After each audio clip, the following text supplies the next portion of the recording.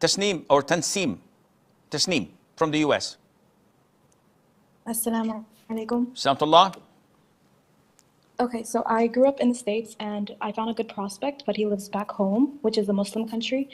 And usually if someone applies from the West, if someone marries from the West, someone back home, they apply for their spouse's visa so they can also move to the West. So would it be permissible for a woman in the West to marry someone back home and apply for them to come? Because my family finds it illogical if I were to move back home. First of all, this issue is definitely, inshallah, permissible. There's no problem in that. Your intention is to marry, and his intention is to marry. And both of your intentions is to get together, and you have to apply for a spouse visa, and he has to come to live in the States with you for some time. The issue is, can we live and continue to live in a Kafir country for the rest of our lives? This is a debatable issue. You guys know what I say and think, that generally speaking, ideally speaking, a Muslim must not live in a Kafir country.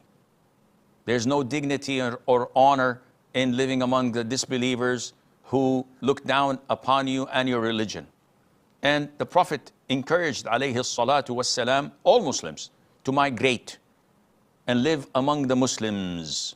So if his intention is to do this, and your intention as well, maybe in the span of 5, 10, 15 years, depending on how long it would take him to gain some wealth in order to go back to a Muslim country and live an honorable life, there's no problem in that, inshallah azza wa jal.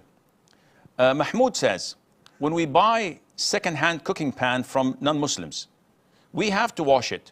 But even after washing several times with soap, stains remain. In non-stick pans, these stains are from oil, fat, or food cooked previously, right? So what is the ruling after washing so many times? Is the pan pure or impure?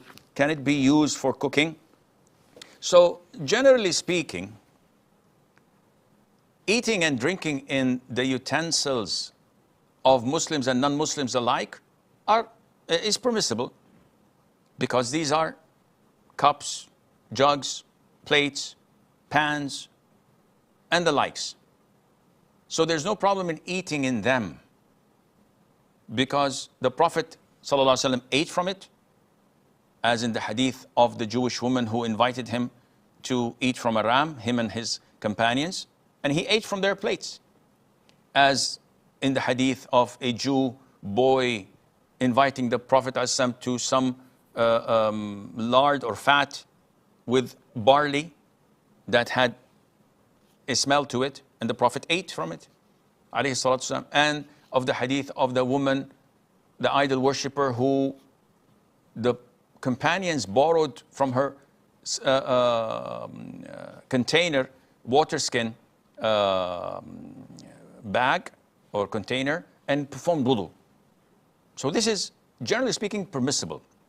There are hadiths where the Prophet instructed the companions not to use it if there is an alternative.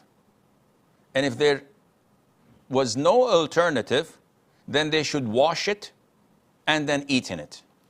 But scholars combined all these different evidences and said that only when there is doubt that is close to certainty that they've used these utensils in consuming haram, such as wine or pork or dead meat, etc.